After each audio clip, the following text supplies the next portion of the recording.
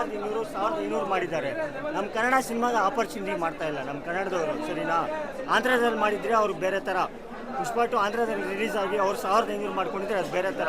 ನಮ್ಮ ಕರ್ನಾಟಕದಲ್ಲಿ ಕೂಡ ಮಾಡಿದ್ದಾರೆ ಸರ್, ಆದರೆ ನಮ್ಮ ಕನ್ನಡ ಸಿನಿಮಾಗೆ ಆ ರೇಟ್ ಮಾಡ್ತಾ ಇಲ್ಲ. ಯಾಕೆ ನಮ್ಮ ಇಂಡಸ್ಟ್ರಿ ಹಿಂಗಿದೆ ಅಂತ ಗೊತ್ತಿಲ್ಲ ಸರ್. ಅಂದರೆ ನಾನು ಇದು ಮಾತ್ರ ಎಲ್ಲ ಬಂದಿದ್ದೀನಿ ಇವಾಗ. ಆದರೆ ತೆಲುಗು ಇಂಡಸ್ಟ್ರಿಯಲ್ಲಿ ಅವ್ರು ಹೆಂಗಾದರೂ ಮಾಡ್ಕೊಳ್ಳಿ, ಕರ್ನಾಟಕದಲ್ಲಿ ಯಾಕೆ ಆಪರ್ಚುನಿಟಿ ಕೊಡ್ತಾ ಇದ್ದೀರಾ? ಬೇರೆ ಸಿನಿಮಾಗೆಲ್ಲ ಇಷ್ಟು ಪ್ರೈಸು ಹೇಳಿ. ನಮ್ಮ ಕನ್ನಡ ಸಿನಿಮಾಗೆ ಅವಕಾಶ ಮಾಡಿಕೊಡಿ. ಇವಾಗ ರೀಸೆಂಟಾಗಿ ರಿಲೀಸ್ ಆಗಿಬಿಟ್ಟು ಒಂದೇಗೆ 300 ಕೋಟಿ ಮಾಡಿಬಿಟ್ಟು ಪುಷ್ಪ 2 ಅಂತ ಹೇಳ್ತಾರಲ್ಲ, ನಮ್ಮ ಕನ್ನಡ ಇಂಡಸ್ಟ್ರಿಗೆ ಮಾಡಿರಿ 1000 ರೂಪಾಯಿ ಮಾಡಿ ಸಾಕು. ನಮ್ಮ ಕನ್ನಡ ಇಂಡಸ್ಟ್ರಿ ಬೇರೆ ಲೆವೆಲಲ್ಲಿ ಕೂರಿಸ್ತಾರೆ ನಮ್ಮ ಹೀರೋಗಳು, ಸರಿನಾ? ಫಸ್ಟು ನಮ್ಮ ತಾಯಿನ ನಾವು ಪ್ರೀತಿಸ್ಕೊಳ್ಳೋಣ, ಆಮೇಲೆ ಪಕ್ಕದವ್ರ ತಾಯಿ ನೋಡ್ಕೊಳ್ಳೋಣ. ಅರ್ಥ ಆಯ್ತಾ? ನಿಮಗೆ ಹೇಳಿದ್ದು ಅರ್ಥ ಆಯ್ತಾ? ನಮ್ಮ ತಾಯಿನ ನಾವು ಪ್ರೀತಿಸೋದು ಕಲ್ತ್ಕೊಳ್ಳೋಣ. ಪ್ರತಿಯೊಬ್ಬರು ಬಂದು ನೋಡಿ ಕನ್ನಡ ಮೂವಿನ ಸಹಕರಿಸಿ. ಮೂವಿ ಥ್ರಿಲ್ ಮಾತ್ರ ನೆಕ್ಸ್ಟ್ ಲೆವೆಲ್.